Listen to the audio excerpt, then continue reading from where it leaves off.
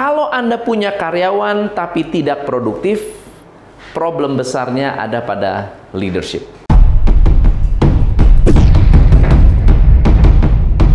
Hai, saya Tom MC Flay, founder Top Coach Indonesia. Hari ini saya ingin sharing tentang leadership. Teman-teman, kalau Anda memiliki bisnis yang sehat, Anda akan melihat dari kondisi tim. Sebelum saya memberikan tipsnya, cek apakah Anda sudah subscribe channel ini atau belum. Kalau belum, silakan subscribe dan jangan lupa pencet belnya supaya Anda tidak ketinggalan video-video terbaik untuk membuat bisnis Anda lebih sukses dan lebih dahsyat. Tim yang bagus, penyebabnya adalah karena leadernya bagus. Nah, mari kita lihat dan kita analisa apa 7 kondisi yang menunjukkan leader Anda perlu perbaikan atau bisnis yang memiliki leadership yang buruk. Yang pertama adalah kalau Anda tidak produktif. Perhatikan baik-baik, kalau Anda punya karyawan tapi tidak produktif, problem besarnya ada pada leadership.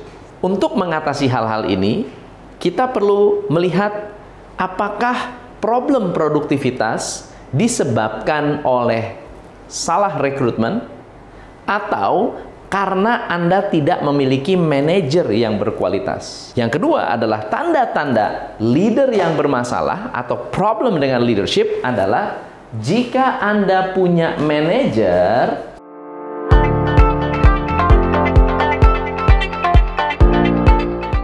tidak tahu fungsi manajer.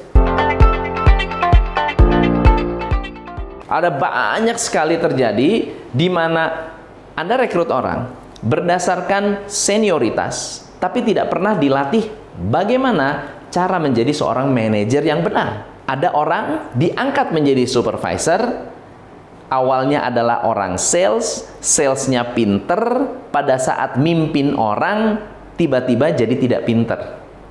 Karena tidak pernah dilatih dan di-training cara menjadi seorang supervisor yang baik. Faktor yang ketiga, kalau Anda melihat negatif attitude. Negative attitude menunjukkan leader tidak memiliki kemampuan untuk menyentuh hati karyawan. Misalnya mereka banyak protes, tidak memberikan dukungan, tidak terlalu support dengan leadernya. Ini berarti adalah sebuah sikap negatif. Dan ini menunjukkan leadership problem. Yang keempat adalah kalau karyawan diberi tugas, banyak excuse.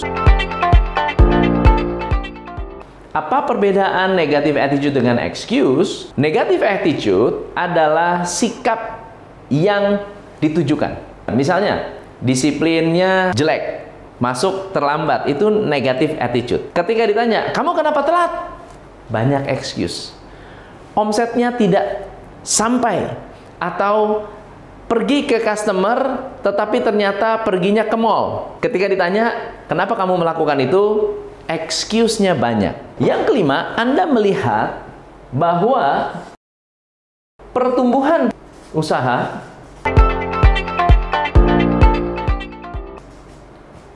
tidak sebanding dengan kemampuan tim. Jadi misalnya contohnya begini. Omsetnya bertambah banyak, karyawan bertambah banyak, tapi yang pinter tertentu. Yang pinter hanya dia lagi. Kita tidak bisa mengandalkan karyawan lain, kita tidak bisa mengandalkan karyawan baru, bahkan ada banyak karyawan senior yang bisa diandalkan cuma 1-2. Itu berarti problem dengan leadership. Yang keenam adalah efek dari 1, 2, 3, 4, 5 problem ini adalah sales turun. Kalau penjualan turun, ini pasti disebabkan oleh salah satu dari 5 situasi ini. Karena sales yang turun umumnya adalah efek samping dari aktivitas-aktivitas yang terjadi sebelum sales itu turun. Yang ketujuh adalah tidak melakukan tindakan tegas atas problem ini.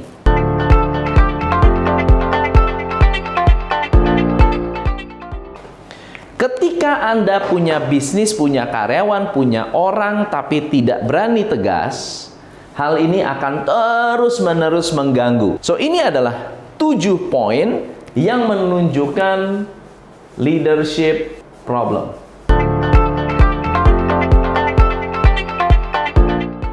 Tolong perhatikan dan lihat dari 7 poin ini, mana yang Anda alami.